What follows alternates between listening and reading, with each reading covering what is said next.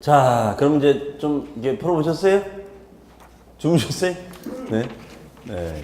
자, 그럼 이제 앞에 내용에는 조세 총론하고 취득세가 있고요. 뒤에는 이제 재산세, 소득세가 있는데 그 앞에 내용 가지고 먼저 두 번째 시간 해보도록 하겠습니다. 자, 보시면 이제 아래 용어 중 개념이해가 된 단어에 0 표시를 하시오라고 했는데 얼마나 이제 표시가 됐는지. 자, 단어를 보니까 어때요? 야, 참 어쩌면 이렇게 기억이 안 나는 단어가 태반이냐. 그죠? 자, 요거 가지고 한번 정리를 한번 해보도록 하겠습니다. 일단 1번에 조세 총론이라는 건데, 조세 총론이라는 것은 말 그대로 국세라든가 지방세와 관련된 총괄적인 이론이라는 뜻이었었죠. 그래서 여기서는 이제 우리가 세법에서 알아야 될 이런 용어, 단어들이 많이 나왔었어요. 그렇죠? 자, 또 많은 용어가 있지만 그 중에서 몇 가지 좀 뽑아봤습니다. 첫 번째가 보통세. 보통세라는 단어 들어본 것 같습니까? 보통세. 보통세 반대말이 뭘까요? 들어봤다며. 들어만 본 거야. 들어만 봐서. 보통세 반대말이 목적세. 야, 정말 신기합니다. 네. 하긴 이거 지난달에 배운 거야. 지난달에 배운 거니까 뭐 기억이 안 나죠. 보통세 반대말은 목적세입니다. 그럼 보통세라는 건 뭐냐면 세금을 거두어 들이면 사용에 제한 없이 두루두루 쓸 수 있는 거, 이게 보통세예요. 그럼 예를 들어서 취득세다. 그러면 취득세를 거두면 평택시에서 여러 예산에 뭐 공원도 만들고 뭐 도로도 넓히고 그런 다양한 예산에 쓸 수 있는 개념을 보통세. 그 보통세 반대말이 목적세. 그럼 목적세는 이름에 목적이 다 있었어요. 목적세는 이름에 목적이 다 있다. 목적세는. 그러면 예를 든다면 지방교육세다. 지방교육세다 이거예요. 지방교육세. 그러면 지방교육세는 목적이 뭘까요? 오로지 지방교육을 위해서만 쓰겠다. 지방교육을 위해서만 쓰겠다 이거예요. 다른 데는 사용할 수 있다 없다? 없는 거. 그렇죠? 요거를 우리는 목적세라고 했었습니다. 그 다음에 뭐 농어촌 특별세, 농어촌 특별세. 그러면 요 농어촌 특별세는 어떤 목적이 있을까요? 농어촌 발전을 위해서만 쓰지 않는 거예요. 농어촌 발전. 다른 데는 사용할 수 없는 거. 그렇죠? 이런 거를 우리가 목적세다라고 얘기를 합니다. 자, 그 다음에 독립세. 독립세는 바늘이었나요? 실이었나요? 바늘. 그렇죠? 바늘이 가면 뭐가 가요? 실. 그러면 바늘에 해당되는 것이 독립세야. 바늘에 해당되는 세금이 독립세고 실에 해당되는 세금이 부가세였어요. 실에 해당되는 세금이 부가세다. 그럼 바늘이 가면 실이 쫓아간다 이거죠. 그러면 예를 들어서 재산세라는 세금이 있다. 재산세라는 세금이 있다. 그러면 재산세하고 같이 딸려 붙는 세금이 뭘까요? 재산세와 같이 움직이는 거. 지방교육세 있었어요. 지방교육세. 지방교육세가 있었습니다. 지방교육세. 그러면 이 지방교육세가 어떻게 붙었냐면 재산세가 만약에 100만 원이면 이 지방교육세가 이 세금의 20%가 부과됐어요. 20%가. 그럼 100만 원의 20%면 얼마일까요? 20만 원. 20만 원. 요게 부가세였어. 그렇죠? 그러면 바늘이 가면은 실이 간다. 바늘이 가면 실이 간다. 그런 뜻이었어요. 자, 그다음에 종가세. 종가세는 가액을 쫓아서 부과하는 세금. 그러니까 예를 들어서 이거죠. 세액을 우리가 계산합니다. 세액을 계산하기 위해서는 얼마 벌어서 곱하기 몇 프로 낼 건데 이런 개념이었거든. 얼마 벌어서 몇 프로 낼 건데. 그러면 그 우리가 얼마를 뭐라고 하냐면 종가세. 그럼 종가니까 가액을 쫓아서, 가액을 따라서 부과하는 세금이고, 그 다음에 이것을 우리는 정률세율, 세율이 일정 비율로 표시가 돼 있어서 이것을 정률세율. 네. 그러면 종가세 반대말이 뭐냐면 종양세거든요. 종가세 반대말이 종양세야. 종양세. 그러면 종양세는 어떻게 하냐? 한 건당 곱하기 뭐 6,000원 이런 식으로 계산되는 세금도 있어요. 건수로 계산하는 거야. 그렇죠? 이 종량이란 말은 우리 생활용어에서 쓴단 말이야. 쓰레기 종량 봉투 이런 말 쓰잖아요. 세금도 종량으로 이렇게 하는 것이 있다 이거죠. 이런 걸 종량세. 그러면 종량세 방식이 많을까요? 종가세 방식이 많을까요?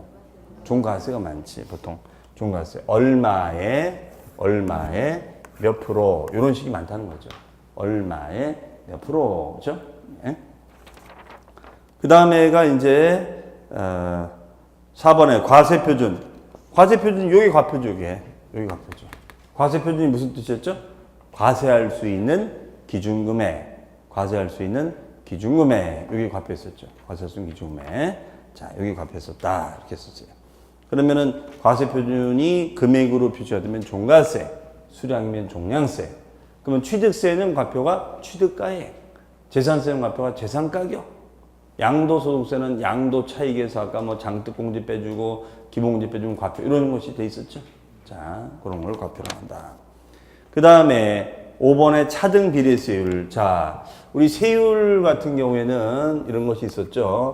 과세표준 크기가 커지면 커질수록 곱하기 세금의 부담률도 커질 수 있는 것이 있고, 과세표준이 커지든 말든 곱하기 세금 부담률이 일정한 거, 세금 부담률에 변화가 없는 거, 이런 거를 비례세율, 이런 거를 비례세율, 이런 거를 초과 누진세율 이렇게 썼어요. 네, 이런 거를 비례세율.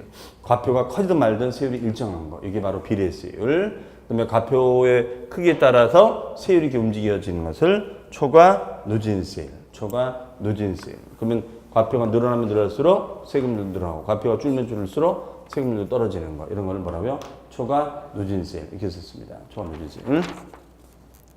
자, 그 다음에가 6번에 분할납부. 6번에 분할납부. 분할납부는 뭐죠? 나누어내는 거. 분할납부는 나누어내는 거. 왜 나누어내는 거예요?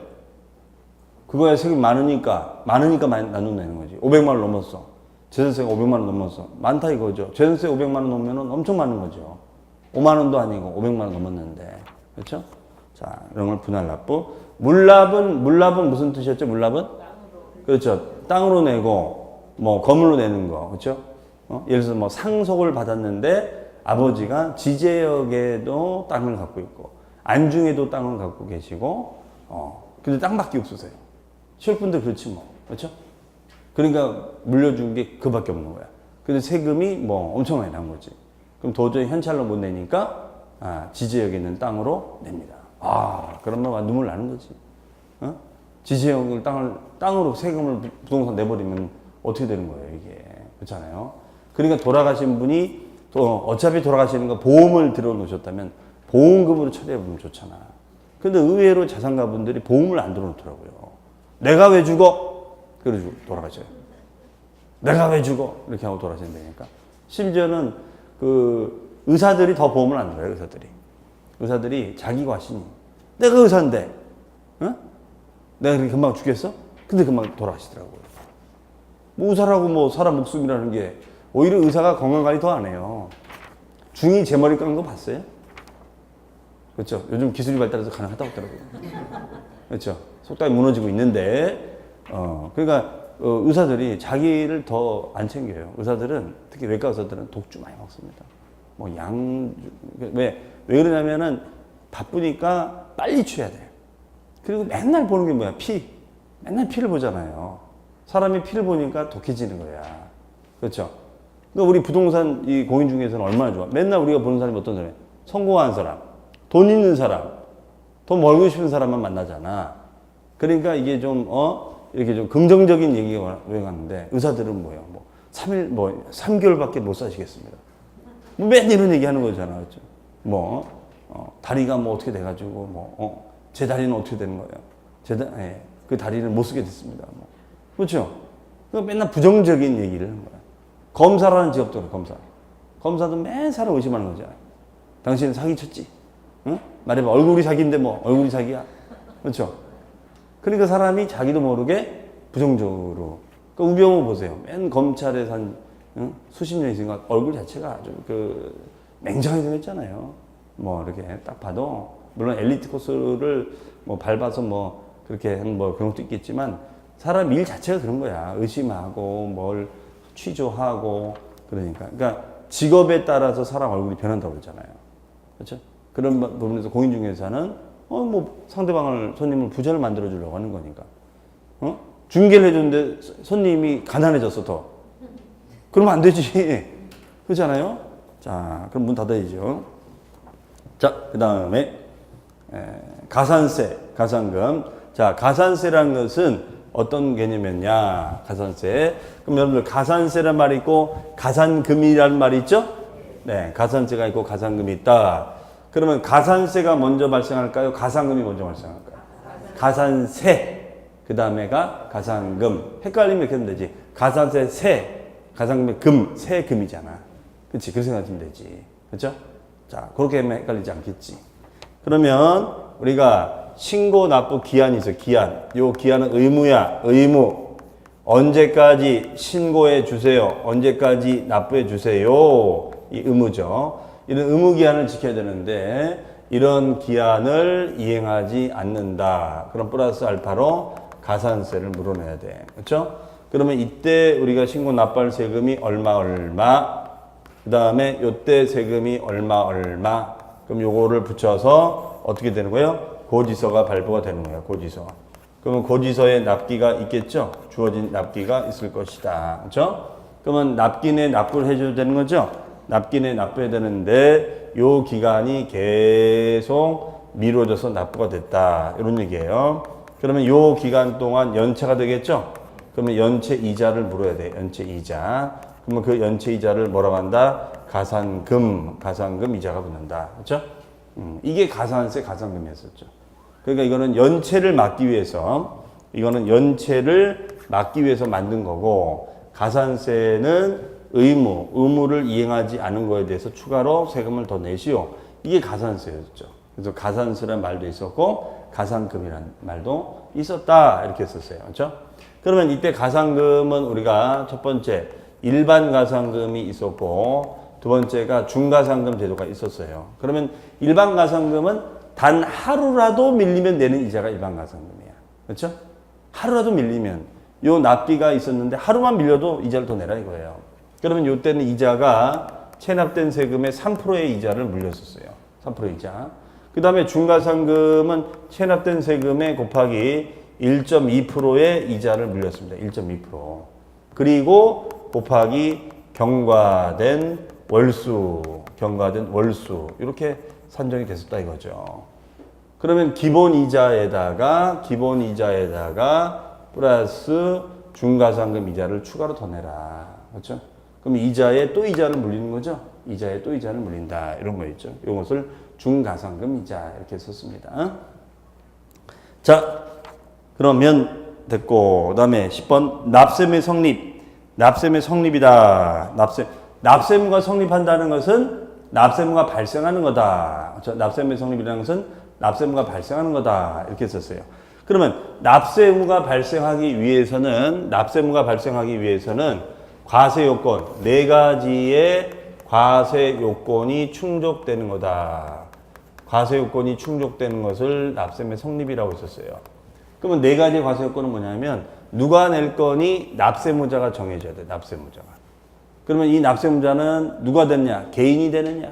기업이 되는 거냐? 그렇죠? 이게 정해져야 되겠죠. 두 번째, 과세 대상물이 뭔지가 정해져야 돼. 그럼 과세장이 땅이냐? 상가냐? 아파트냐? 다가구냐? 이게 정해져야겠죠. 그 다음에 그나저나 과세 표준은 뭐야? 과세 표준은 종가세, 금액으로 가는 거야? 아니면 수량으로 가는 거야? 여기 정해져야겠죠. 그 다음에 곱하기 4번째, 세금의 부담률. 세금의 부담률은 초과 누진세율이 되는 거야? 아니면 비례세율이 되는 거야? 이거 얘기했어요. 비례세율이 되는 거냐? 그러면은 종가세 누진세율이냐? 종가세 비례세 이런 것들이 정해져야겠죠. 그러면 이런 것이 충족이 되면 납세무는 성립한다. 이렇게 공부했었어요. 납세무는 성립한다. 그럼 납세무 성립한다는 납세무 발생하는 거다. 그렇죠? 그럼 이제 성립이 끝나고 나면은 이제 그 다음에는 두 번째가 확정이 되는 거죠. 확정. 그 확정이 되는 것은 2가지. 우리가 신고를 통해서 확정하는 것도 있고, 두 번째는 고지서를 발부해서 확정하는 것도 있다. 그러면 만약에 신고를 통하면 어떻게 되는 거죠? 확정 신고. 신고를 통해 확정한다 이거죠. 고지가 되면은 우리가 이제 정보부가 보통 징수로 말 썼었죠. 그렇죠? 그러면 이 세금이 신고냐? 그래서 취득세는 신고, 양도세 신고, 재산세 고지 이런 걸 이제 하는 거지. 그렇죠? 자, 이런 걸 납세의 성립이다 이렇게 썼어요.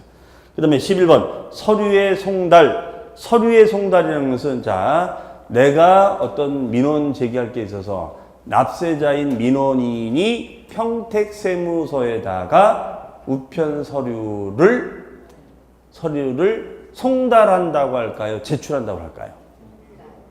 송달. 제출이라고 하지, 제출. 우리 민원인은 관청에다, 소관청에다 서류를 제출한다, 이렇게 하죠. 그럼 거꾸로, 평택지법에서 나에게 서류를 송달해 오겠죠.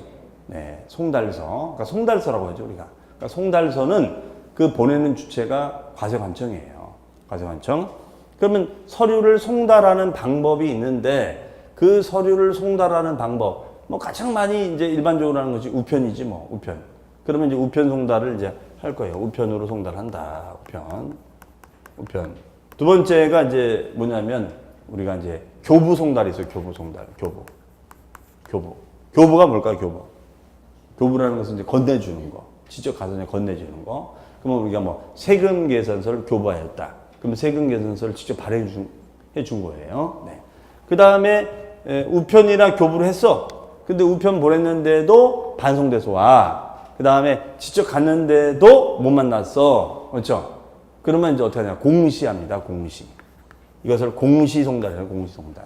공시송달은 게시하거나 신문에다가 게재하는 방식을 공시송달이라고 해요. 그러면 게시판에 게시한다. 보통은 신문, 세무서 게시판에서 게시를 합니다. 왜? 돈 안 들어가잖아. 이거는 신문에다가 게재하는 거예요. 신문에다가 게재하면은, 지역신문에다가 게재한다? 돈 들어가잖아. 그러니까 이건 안 한단 말이에요. 이론적으로 있는데, 돈 안 써. 세무서가 어떤 데인데 돈 쓰겠어요. 그렇잖아요. 이거는 뭐냐면, 보든 안 보든 신경 써요. 공시 자체로 효과가 있는 거기 때문에 돈 안 들이고 대부분 다 게시하는 거야. 그럼 세무서 게시판에 하면 지금도 뭐 공시 송달서 해가지고 뭐 이름, 뭐 연체자 누구누구 다 써져 있습니다. 그러면 그걸 보든 말든 뭐 신경 안 쓰는 거야. 그럼 요거만 공시 딱 해놓고 14일 지나면 이제 강제 집행 들어갈 수 있는 거예요. 그러니까 딱 공시 효과만 노리는 거지. 그렇죠? 자, 그 다음에 조세불복. 조세불복은 뭘까요, 이제? 여러분이 중개업을 하는데, 사업을 하는데, 하다가 세무조사를 받은 거야.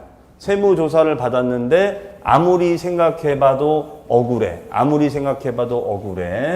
그러면 이제 불복, 우리 불복 게임이라고 하잖아요.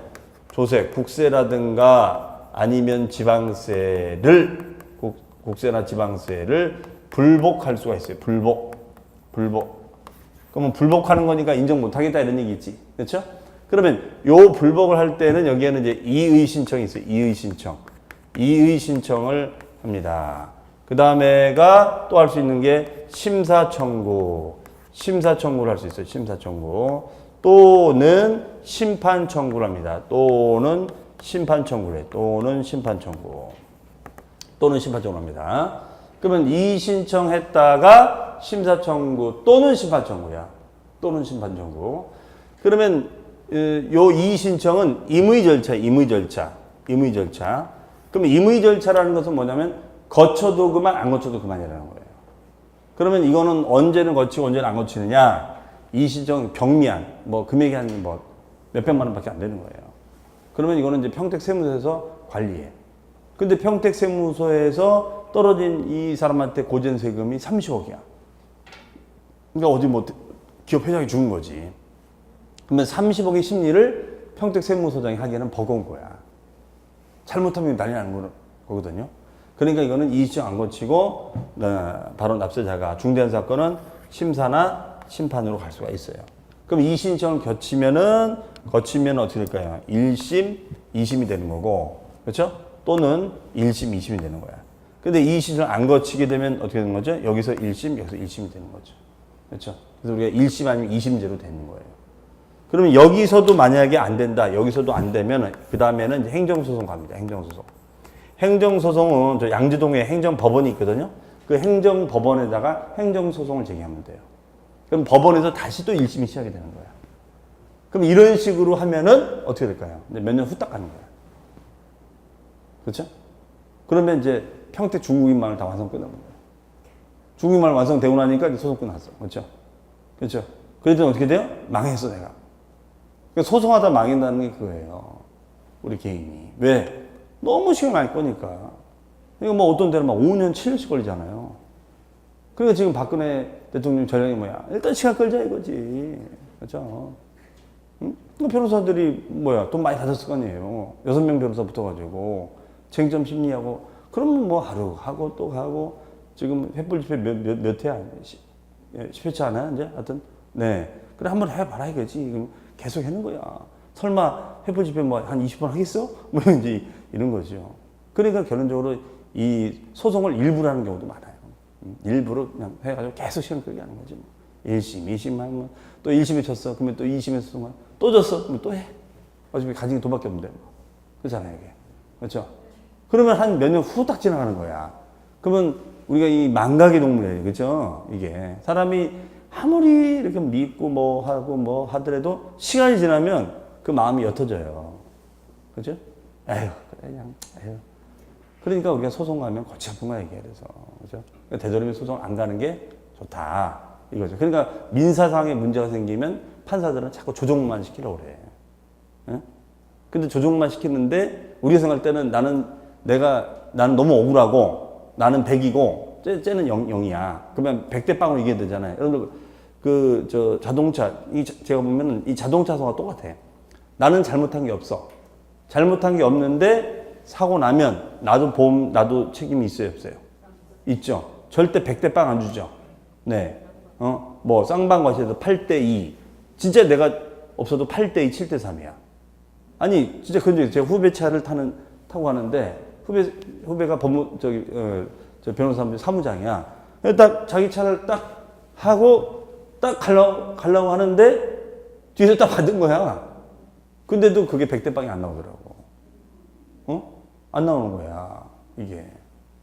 그 자기도 너무 열을 받아가지고, 자기도 법하는 사람인데, 이 100대 빵을 안 주더라고, 잘. 이게. 8대2, 뭐. 그렇죠? 그러니까 이게 우리 생각하고 다른 거야. 이게 다른 거예요. 그렇죠? 자. 그러니까 소송은 되도록이면 안 가는 게 좋다. 안 가는 게 좋은데, 살다 보면 꼭 이런 문제에 부딪히게 돼요. 그렇죠? 이런 게 부딪히게 되더라. 그렇죠? 자, 그래서 어쨌든 이런 거를 조세 불복이라고 한다. 이런 게. 다음에 13번. 제2차 납세무자. 제2차 납세무자. 2차. 자, 2차 하면은 우리가 몇 차가 있을까요? 1차. 1차가 못 낸 거 2차가 내는 거야. 그럼 왜 이런 개념이 있냐면, 우리 그 민법상의 개념 중에 중요한 용어 하나 있어요. 사업양수도란 말이 있어요. 사업양수도. 자, 사업양수도라고 들어보셨어요? 사업양수도는 뭐냐면 내 가게를 넘긴 거야. 특히 상가 중개할 때 이게 많이 생겨요. 그러면 요 평택역 앞에서 내가 예를 들어서 우동집을 한다. 근데 우동집을 하는데 우동집을 넘기는 거지. 그게 사업양수도예요. 그러면 그런 상가 중개할 때 제일 많이 쓰는 계약서가 사업양수 계약서야. 내가 만약에 요 평택역 근처에서 노래방을 한다. 수노래방을 한다. 그럼 수노래방을 넘기는 거야. 그럼 사업양수도가 되는 거예요. 그럼 사업양수도는 우리가 민법에서는 뭐라고 표현하냐면 포괄승계라고 하지요. 포괄승계. 포괄승계란 말 들어보셨습니까? 포괄승계. 포괄승계의 반대가 뭘까요? 비포괄승계? 포괄승계 반대는 특정승계. 특정이니까 뭐야? 찍어서 그것만 승계하겠다 이거지. 포괄승계는 채권 채무가 다 넘어오는 거야. 그렇죠? 그러면 이 노래방을 인수했다. 음점을 인수하면은 그 음점이나 노래방에 관련된 채권 채무가 다 넘어오는 거야. 그렇죠? 자, 그러니까 우리가 사업 양수 계약할 땐 중개인이 확인 잘 해줘야 돼요. 만약 노래방 같은 경우는 뭐 영업하다가 불법 영업하다가 벌금 내는 경우도 있다고. 그럼 그 벌금을 맞았는데 보니까 그걸 얘기를 안 한 거야. 안 했어도 그걸 갖다가 양수받은 사람이 양수계약 써버리면 벌금 물어내야 되는 거예요. 그럼 중개인한테 책임 묻겠지. 당신 그거 왜 확인 안 해줬냐고. 영업화 같은 거 다 체크해줘야지. 그렇죠? 그러니까 사업 양수 계약을 많이 쓰기 때문에 그런 것들은 우리 중개할 때는 조심해야 되는 거예요. 그러니까 상가 중개가 좀 중개 보수를 많이 받죠. 대신 리스크가 있는 거야, 그만큼. 그렇죠? 그러니까 상가 같은 거나 이런 것들은 공부를 좀 많이 하셔야 돼요. 그렇죠? 우리 여기 옆에 지금 상가 중개실 여기 실전 강의 들으러 여기 좀 온 분들 다 중개사, 중개업 하시는 분들이에요. 올해 따신 분도 계시고, 작년에 따신 분도 계시고, 딴 지 얼마 좀 오래된 분들도 와서 좀 수업 듣고 있습니다. 그러니까 여러분들이 이거 따고 이제 중개하려면은 내년에는 저쪽 가서 또 공부를 하셔야 돼요. 네, 저쪽 가서. 네, 할 게 많습니다, 지금. 지금 이것도 사실은 힘들지만 이제 이거 따고 나면은 되느냐? 아니지. 다시 재공부를 해야 돼요. 왜? 또 날라갔거든. 응? 그러니까 다시 공부하는 거예요. 그러니까 이게 공부하기는 어려운데 쌓아올리기 힘든데 까먹기는 진짜 금방 까먹어요. 그렇죠? 여러분들 그렇잖아요. 열심히 와서 수업 들었는데 다음 주 되면 뭐예요? 기억이 나야 안 나요? 기억이 안 나요. 그렇죠? 어떤 분은 제 얼굴도 모르겠다는 거예요. 누구세요? 누구세요? 그러니까 수업 시간에 와서 계속 잠만 자상한 거야. 그렇죠? 응? 그렇죠? 자, 다 그렇게 해서 이제 사실은 합격을 한 겁니다. 그래도 저분이 뭘 가르치는지는 좀 기억하자. 그렇죠? 네. 그러면 이게 뭐냐면, 그럼 사업권을 넘기는 사람을 사업 양도인이라고 얘기하고, 그 다음에 넘김을 받는 사람을 사업 양수인이라고 합니다. 사업 양수인. 자, 그러면은 이때는 여기가 1차면 여기는 주된 납세문제죠. 주된 납세문제. 그렇죠? 네. 여기가 이제 2차 납세문제. 2차. 이렇게 되는 거죠. 2차. 그럼 1차가 못 낸 건 몇 차가 된다? 2차가 된다. 이런 얘기입니다. 네. 자, 그 다음에가, 취득세. 그렇죠? 취득세. 오늘은 좀 조용하네요. 저기 원래 이제 요맘때 되면은 한번 흔들어 주잖아. 세상에서. 그렇죠? 요가 때서 뭐 해주는데, 어떻게 끝났나? 어떻게, 있네요. 취득세. 자, 취득세라는 세금은 어떤 거였었죠? 우리가 개인이나 기업이 부동산 등을 취득할 때 납부하는 지방세였습니다. 그래서 요 평택시에다 갖다 내면 되는 세금이죠. 네. 그러면 취득세에서는 원시 취득이 있다. 자, 원시 취득이라는 개념은 뭐였죠? 최초로 취득하는 걸 말하죠. 지금 최초로 취득하는 게 뭐가 있을까요? 예를 들어서 기억나는 거. 신축, 건물을 신축했다. 바다가 육지가 돼도 원시죠. 바다가 육지가 되는 걸 뭐라고 그래요? 바다가 육지가 돼요. 간척 또는 매립, 매립지 이렇게 표현하지 않았죠? 그 다음에 간주취득. 간주취득은 뭐뭇으로 본다. 뭐뭇으로 본다. 간주취득은 뭐냐면 원시도 승계도 아닌데 취득으로 본다. 왜 그러냐? 이거는 소유권의 변동은 일어나지 않았지만 요거에 대한 어떤 변경 행위를 통해서 무슨 변경 행위를 통해서 가액의 증가가 일어났다면 그 증가된 것만큼을 취득으로 보는 개념. 그렇죠? 자, 소유권의 변동은 없었지만 어떤 변경이 일어났다면 가액의 증가가 된다. 그럼 증가된 것만큼을 취득으로 보는 개념. 이것을 무슨 취득? 간주취득. 간주취득이라고 한다. 이런 얘기 있었어요. 그러면 지목 변경, 종류 변경 이런 것들이죠. 그럼 임야를 농지로 바꾼다거나 농지를 대지로 바꾸면 가치가 올라가죠. 그러면 그런 바꾸는 작업을 해주는 업체가 있죠. 그게 여기 안성 시내에 보면 토목공사, 측량회사들이 다 그거 하는 거잖아요. 그렇죠? 그런 회사들이. 네. 그 다음에가 이제 세 번째가 시가표준액이란 말이 있습니다. 시가표준액. 자, 시가표준액은 시장 군수가 부동산의 가격을 평가해 놓은 자료. 그렇죠? 시장 군수가 부동산 등의 가격을 평가해 놓은 자료 또는 가격. 그러면 이 시가표준액은 쓰임새가 뭐였냐면 이거였거든요. 우리가 취득세라든가 등록면허세 같은 경우에는 요 취득가액, 등록가액을 신고하도록 돼 있었어요. 알아서 신고하자. 그러면 제가 뭐라고 하냐면 알아서 신고하라면 알아서 탈세한다 그랬어. 그렇죠? 탈세는 안 가르쳐줘도 우리가 탈세 피가 흐르고 있기 때문에 알아서 축소 신고하고 알아서 부풀리고 이렇게 합니다. 그렇죠? 그러니까 인간은 선악설에서 약간 좀 악자가 좀 더 강한 것 같아. 그렇죠? 자, 그러면 알아서 신고하세요. 그러면 알아서 탈세해서 문제를 일으키니까 이거를 통제를 해야 돼. 그 통제할 때 만든 그 기준 금액을 뭐라고 한다? 시가표준액. 맞죠? 그럼 시가표준 이상으로 신고하는지 안 하는지를 체크해 보자 이거죠. 그래서 이게 안 돼 있으면 시가표준 한다. 그렇죠? 자, 그 다음에 재산세. 재산세 같은 경우에는 고지란 말이에요. 고지. 고지서를 발부하는데 뭘 보고 고지하느냐? 공부. 그럼 공부는 공적인 장부란 뜻이죠. 그럼 그 공적인 장부에 적혀 있는 금액을 뭐라고 하느냐? 이것을 시가표준액, 시가표준액이라고 합니다. 시가표준액으로 되어 있는 거예요. 시가표준액. 이거를 시가표준액으로 되어 있다. 이겁니다. 시가표준액. 그럼 시가표준액으로 표시가 되어 있다. 이거죠. 시가표준액으로. 그럼 시가표준액으로 표시가 되어 있죠. 이거는 이제 시장에서 맞는 거니까. 그래서 재산세는 항상 시가표준액 가지고 따져주는 거고, 얘는 신고가 문제가 생겼을 때만 시가표준액 따져준다. 이런 얘기 했었어요. 그만큼 지방세에서는 되게 중요한 용어였었어요. 그렇죠? 그러면 이 시가표준액의 이름을 지었죠. 이름을. 토지의 시가표준액, 주택의 시가표준액, 그 다음에 건축물의 시가표준액의 이름을 지어놨더라. 이런 얘기예요. 그러면 토지의 시가표준액 이름을 뭐라고 하냐면 개별 공시지가. 네, 개별 공시지가. 그러면 지가는 땅값이라 하고 땅값은 공시가 되어 있다. 부동산은 개별성이 있다. 이런 얘기죠.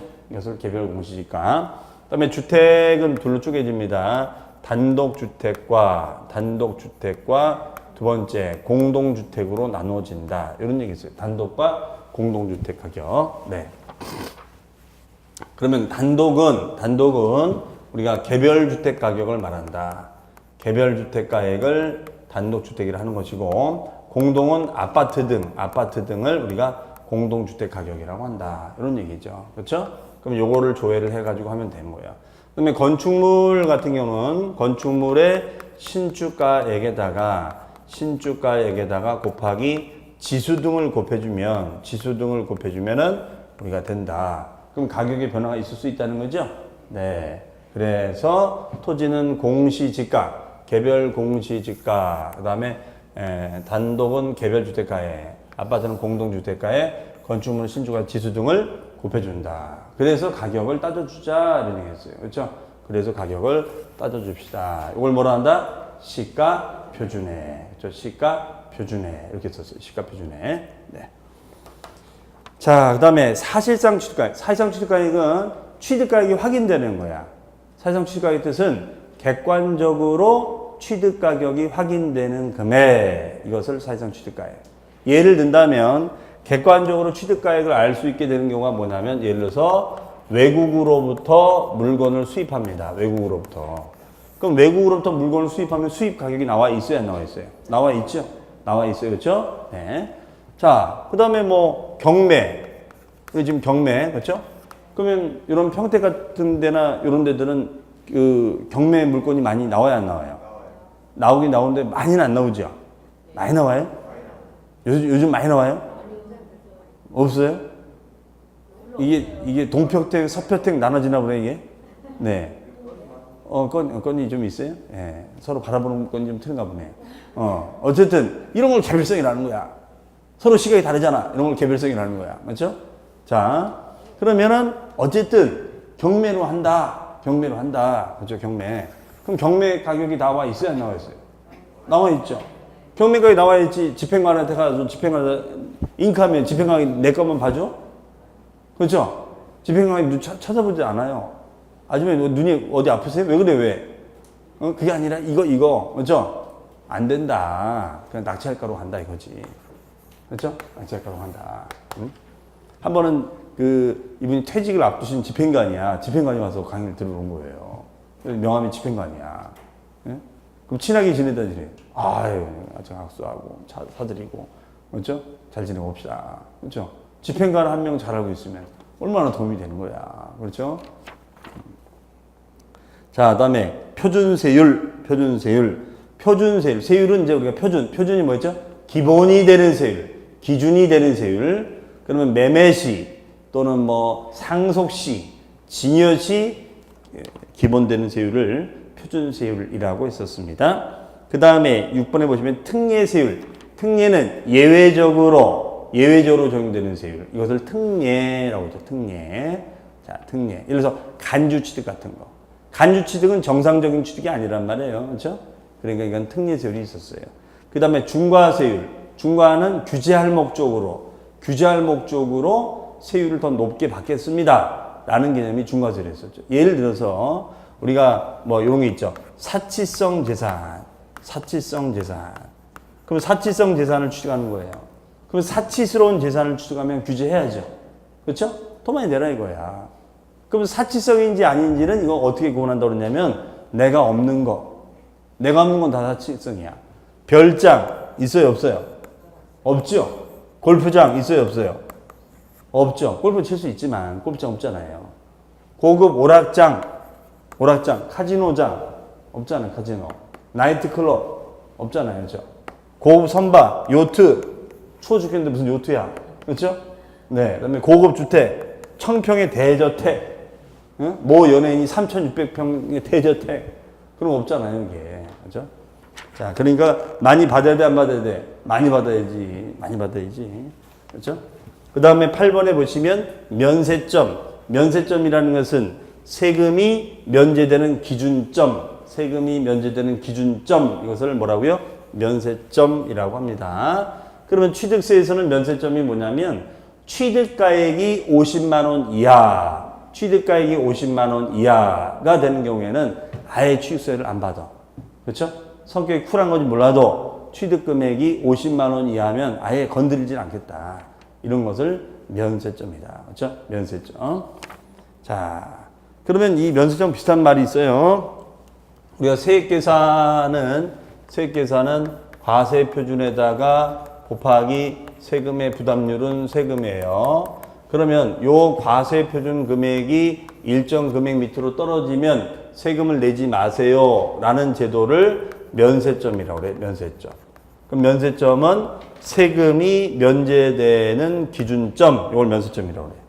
그러면 여기다가 이제 곱하기 세금이 나왔어. 세금이 일정 금액 밑으로 떨어졌을 때, 미만이었을 때는 징수를 하지 않겠습니다. 이걸 뭐라고 그래요? 소액. 너무나 소액이니까 징수 자체를 면제드리겠습니다. 소액이니까 징수 자체를 면제드리겠습니다. 이것을 뭐라고 그래요? 소액 징수 면제. 그렇죠? 2,000원 미만일 때는 징수하지 아니한다. 그렇죠? 그럼 2,000원이면 걷어야지. 그렇죠? 2,000원이면 걷어야죠. 그렇죠?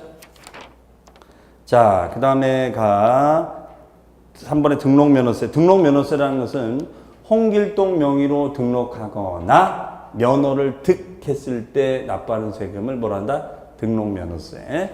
그러면 그 1번에 보시면 등록면허세는 외관상 등기 권리자가 납세금을 진다. 그러면 외관이니까 뭐야? 겉으로 보기에. 그럼 요 등기 권리자란 말, 우리 토요일날 뭐 하죠? 토요일날? 공시법 들어보셨죠? 뭐 하나만 물어봐도 돼요?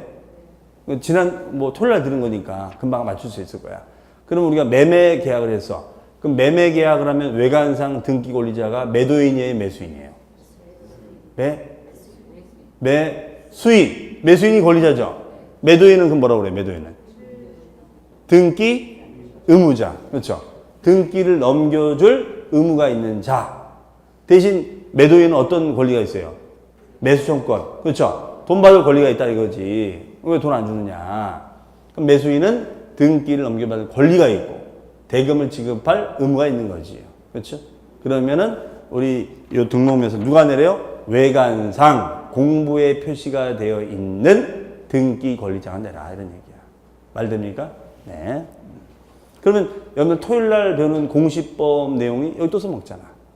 그러니까 결론적으로 세법은 여러분들이 월요일부터 토요일까지 보면 5과목의 내용이 다 나와요. 이 책은 얇아도 이 용어가 다 나오는 거야. 그렇죠? 그러니까 세법 시간에 공부하다면은 공법, 민법, 등기법, 학계론까지 다 복습이 돼요. 예. 그러니까 세법은 뭐야? 그런 다양한 걸 같이 다 들어와. 왜? 종착역은 세금이니까. 그렇죠. 그러니까 양은 적어도 세법도 은근히 이런 용어적인 양들이 많아요. 은근히. 그러니까 세법을 들으면 다른 법 공부할 때도 도움이 되는 거지. 그렇죠. 사실은 내 것도 바쁜데 지금 남의 것도 막 이것저것 해줘야 돼 지금. 그렇잖아요. 여러분들이 이제 등기법을 아시면 제가 이걸 설명할 필요도 없는 거예요. 근데 이제 여러분들이 이제 아시는 분도 계시겠지만 처음 듣는 분들이 많으시니까 설명을 또 드린 거죠. 그렇죠? 네, 또 반복한다. 그런 얘기죠. 그 다음에 등록면허세는 과세표준은 등록가액을 과표합니다. 그러면 등록가액으로 표시가 되니까 뭐예요? 종가세. 종가세는 가액을 쫓아서 부과하는 세금이고 종량세는 수량을 쫓아서 부과하는 세금이다. 그래서 종가세, 종량세. 그러면 등록가액의 몇 프로? 그죠? 등록가액의 몇 프로? 그죠? 이렇게 되는 거죠. 그러면 종량세는 뭐 한 건당 6,000원 그런 개념이 있었죠. 한 건당 6,000원. 그렇죠? 뭐 건수로 표시가 되면 아까 종량세로 했었죠. 자, 그다음에 정률세율과 정액세율. 정률은 세율이 일정 비율로 되는 게 정률이죠. 그다음에 정액세율은 세율이 금액으로 되어 있는 거야. 그러면 자, 여기까지 설명드리고 좀 쉬겠습니다. 그러면 예를 들어서 우리 그 등기법 시간에 이거 배우셨나요? 갑구란 말하고 을구란 말 배우셨죠? 갑구. 갑구에는 뭘 표시한다고 배우셨나요? 갑구에는 소유권에 관한 등기. 그러면 갑구에는 어떤 개념이 나오는 거냐면 소유권의 변동이 나타나져 있는 거야. 매매라든가 증여나 상속. 그렇죠? 그 다음에가 을구는 뭐가 표시가 되는 거죠? 이외의 등기. 이외의 등기. 그렇죠? 이외의 등기. 그럼 이외의 등기에는 우리가 예를 든다면 저당권 설정 등기, 저당권 설정 등기 이런 게 있는 거죠. 그러면 저당권 설정 등기는 소유권에 관한 등기다, 이외의 등기다. 이외의 등기다, 이외의 등기다. 저당권에 관한 설정 등기는 이외의 등기다. 이거에서 이외의 등기다. 자, 그러면 요 이외의 등기가 있는 거예요. 이외의 등기. 그럼 요 이외의 등기, 설정 등기에 대해서는 설정가액에 대하여 곱하기 0.2% 이렇게 한다는 거지. 설정가액에 대하여 곱하기 0.2%. 그러면 요게 비율로 돼 있잖아요. 그럼 이게 정률이야. 그러면 설정가액이 1억이 돼도 0.2%, 2억이 돼도 0.2%. 이해되시죠? 무슨 말인지? 그런데 이 설정을 없애버릴 수 있죠. 어떻게 하면? 어떻게 하면 없애버리죠? 저당권 설정된 걸 어떻게 하면 없애는 거예요? 저당권이 설정됐다는 게 지금 뭐야? 빚이 있다는 거죠, 빚. 그렇잖아요. 대출 빚이 있다는 거잖아. 그러면 이거 채무를 갚으면 되지. 채무를